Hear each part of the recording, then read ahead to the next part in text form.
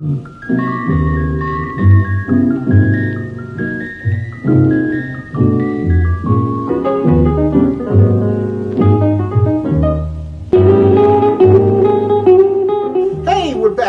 the network here with our update of what's going on around the world. I'm here with my buddy Chris Stevenson, and I'm Pat Freeman. How you doing, Chris? Good. How you doing, Pat? Hey, a lot going on. We're back on the political trail.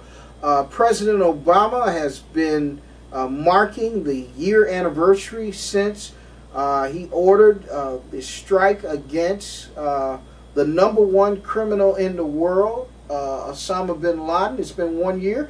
But with this, there's been some repercussions politically from this. People accusing the president of using this great accomplishment as a basically politicizing it. Am I right? Yeah, it seems like they're trying to detach Obama away from that accomplishment, and it's impossible to not do it. Obama promised he would do it in his pre-election campaign, right? And you know, we all know that this SEAL Team 6 did not dispute it when Obama summarized it immediately after the hit. Okay, he talked about how they had gotten together on several occasions and discussed his plan. So Obama, his hands were all over that hit. Okay, so what they're doing, you know, the Republicans obviously don't have anything to equate to that, so they have nothing else to come with except hate now. Okay, you know what I'm saying? It's like, you know, you and I go for the same job. You graduated from college, right? Okay, you graduated from UB. I graduated from Harvard. You might say, well, you know, we got that on our resumes. You're saying, hey, you got Harvard on your resume. Okay, they hired you because you got Harvard on your resume. It is what it is. You know what I'm saying? So, you know, it's you know, it's amazing how the GOP can be so manipulative. They're in desperation, aren't they? That is definitely desperation. Right. You know, it's reaching, it's grasping at straws, and it makes no sense. He's the commander-in-chief of all armed forces. He is the leader of this nation, elected leader of this nation. Why is it that in this circumstance, this is one of his campaign promises that he stated that if Osama bin Laden was in sight, that they would go and get him, and he did. Yeah. But I think they know that they have on tape and audio that Romney was against this. And now he's flip-flopping on it. Once again, old flip-flop Willard is flip-flopping again. Yeah. And they have a tough road to haul once this campaign really starts. Right now, you're in a lull. So you're starting to see the poll numbers go like 50-50. Right. It's like 44 to 41, President Obama ahead. It's real close.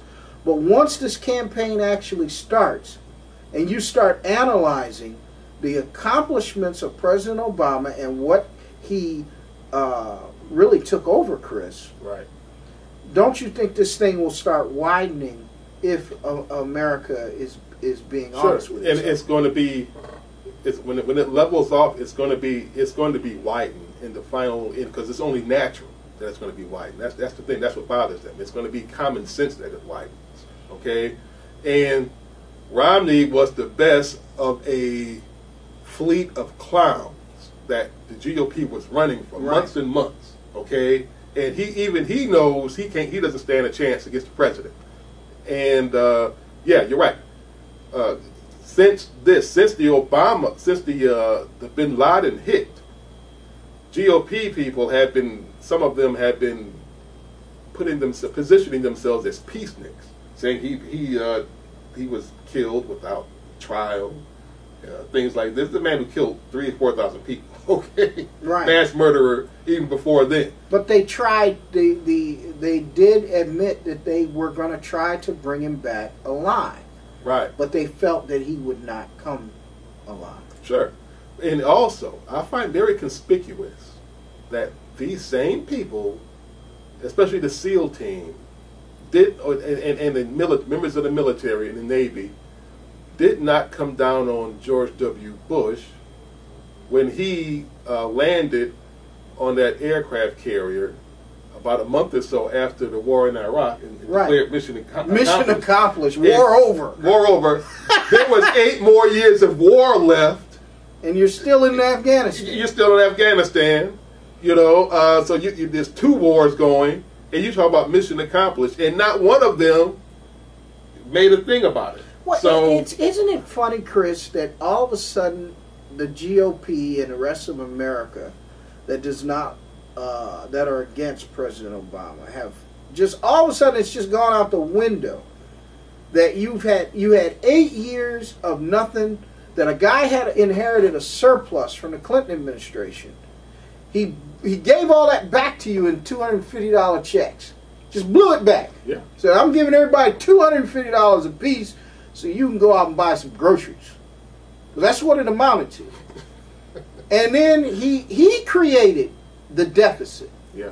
There was 0 deficit when George Bush took office. That's right. It was over $500 billion in surplus.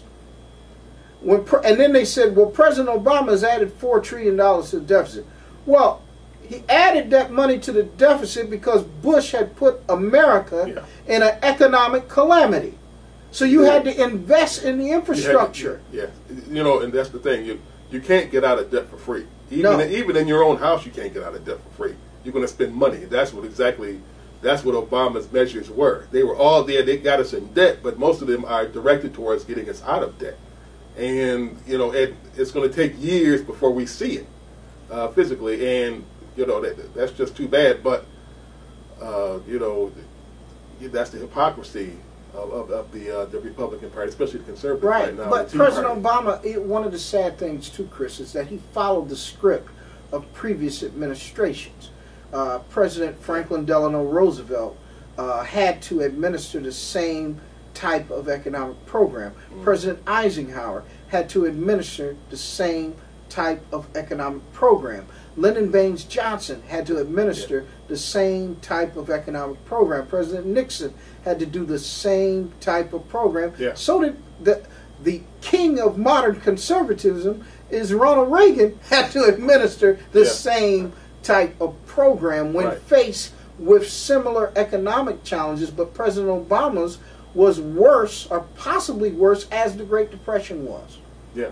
And now he's being faulted for all. He's being faulted for it. You know what they did? They twisted everything around. They're saying, okay, whatever he deserves praise for, we're going to aim some scorn towards him for. You know, they turned it around, and they've been greatly successful, but not successful enough to stop his reelection. It doesn't seem.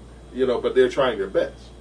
Now, Romneycare and Obamacare are relatively two of the same, but Romney said, as soon as I get elected, I'm going to repeal Obamacare, even though he looked at your Romneycare model in Massachusetts in crafting Obamacare. Yeah, he'll be repealing his own project, okay?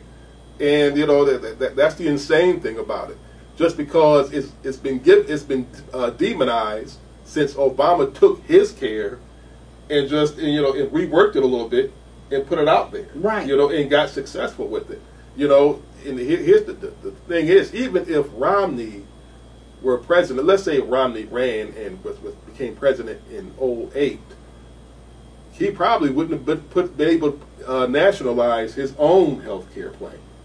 Okay, so Obama's done something that no other president has done. Most have tried. It's been on the table for 100 years, at least, but you know, none of them have been able to be successful with it. So Obama's done a lot of earth-shaking things. Yes, and we've seen so much of it that we actually have. I guess if I can use the word desensitized or whatever, but we don't take it for granted, and I think America at large is not going to really appreciate it until years after he's out of office. Right. A lot of the things that he's done to save this nation, they will give him his praises. And the sad thing about it is that if America makes the unruly mistake of only allowing President Obama to serve as president for 4 years, and you will sink back into the abyss of where you were 4 years ago. Yeah. And the Republican policies, they want those back because they're designed to help their buddies out. Right. It's a money grab. It's a money grab. You know, and they're not interested in helping the poor. No. None of their policies help the poor. Not only that, the Republicans have gotten worse. They've become anti-middle class. Yes. During the Bush years, you know, so it would even be worse. You know, all the Republicans right now are creating more poor. You know, and that's the thing. And you know, most Republicans aren't rich themselves. They be hurting their own cause, but they're blinded by so much spite that they don't even see it or don't care. Right. I don't know what direction the Republicans can go. I only speak of what if, but I can't see America voting for Mitt Romney for president. No. There's nothing that he can outlay to you that could do better than what this president has done. Yeah. And once again, if he was Bill Clinton, this race wouldn't even be talked about right now. No, and here's the thing. You talk about that. Romney's a Mormon. Okay? Right.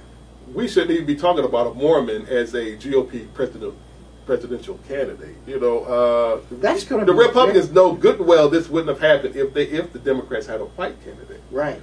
Okay. How is this going to play out with the white evangelical Christians that are mostly conservative Republican Party members? How are they just being quiet? Yeah, they're being quiet. You know, they're biting their tongue a lot of them. They gotta be. Okay, all right. They're not saying anything, and they will. It's going to bubble over. It's impossible for them not to say nothing. Okay, Mormon beliefs are diametrically opposed to probably 80 to 90% of the American religious and moral beliefs overall, secular beliefs. You know, it just is. You know, you don't know what to expect from them. You know, we know from the racial standpoint, Mormons are pretty much consistent with, you know, Judeo-Christian. Right. You know, except they've been a little bit more open about it. Right. But from a marital standpoint, from a family standpoint, they are very radical. Right. All right. You know, with the more than one wife thing, and a lot of how can I put it? A lot of stuff going on at home between father and daughter. You know, things like this. You know, they're pretty suspect. And they have added different part of their practice. They've added things that are, like you said, are diametrically opposed to traditional Judeo-Christian, Protestant or Catholic. Oh yeah, you know, Christianity. And you know, but the funny thing, Utah, I've been through. This is one of the nicest states, nicest looking states in the country. It is beautiful. Salt Lake City, beautiful city. But what's going on with a lot of the people that live there is some pretty disturbing stuff. And you know, here's a guy, you know, living in Massachusetts. He from that religion. You know, that is they're not going to be able to just grin and bear it until the election, until November. You know, so it'll be interesting to see how it plays out. But I just don't see it, because it's going to come up. He's going to be asked some hard questions about his faith sooner or later. You know, during some of these debates with Obama, and Obama's probably going to raise these issues himself. You know, what are you? What do you believe? Right. You know, you want to run my country. What is your opinion about the traditional family? You know, he's going to ask him that, and Romney's going to sit there, and he's going to have to actually give his actual beliefs. Right. You know, it's just like, you know, when they took Obama to task about his relationship with his mom, and you know what his mom thought about race. They're going to have to take. I mean, if it really it's fair. They're going to have to take Romney to task about this also. What do you think about misogyny or bigamy, things like this? You know, what do you think about? I forget that word. What's that word? You know, You know, this is a family show, okay? But oh no, I know if you're a polygamist, you're more than one marriage. But polygamist, more than one marriage, and then that might some feminists might consider that a form of misogyny, okay? But also his flip-flopping on abortion. He's had more liberal views. Now he's a conservative. Mitt Romney is inbreeding. That's what I'm thinking. That's the word. Incest. That's the word I was looking for. But you know, he's going to be asking about a lot of that because a lot of that goes on with people from that faith. You know, look at the scandal. Look at the religious scandals going on in Utah. It can't be avoided. You can't avoid it. So the country, you got. I can't see white America, 60% of them just keeping their mouth. We're gonna keep our mouth closed because he's running against black man, and all these issues are burning underneath. Do you think that this might give rise to a third candidate? I'm thinking. I mean, you're moving. A third candidate could only help Obama. In this case, yes. Yeah, it could. It could only help Obama. I believe that I think you're gonna see a third candidate arise as a protest to Romney being the Republican nominee. He would have to be a straight-laced third candidate. Can't be like a Jeb Bush or something like that. Nah, I don't think he would do it. It would rock too smart. Republican party. He has his father and his brother would tell him not to. Yep. But another person, another conservative candidate. Would Rick Santorum consider running in protest of Romney? Or Newt Gingrich? Newt Gingrich would do anything. Yeah. Newt Gingrich is pretty much amoral. A lot of people have is not. Is Ron Paul going to run again? On the libertarian line? It's possible. I mean, I believe that white evangelical conservatives are going to be so caught in a situation that they're going to have to put another candidate on the ballot. Right. And I think that candidate, there's always more than two candidates. There's always other candidates. Sure. But I think you might have a situation of a Ron Perot type thing. But if you remember 2008, there were a whole lot of candidates. Right.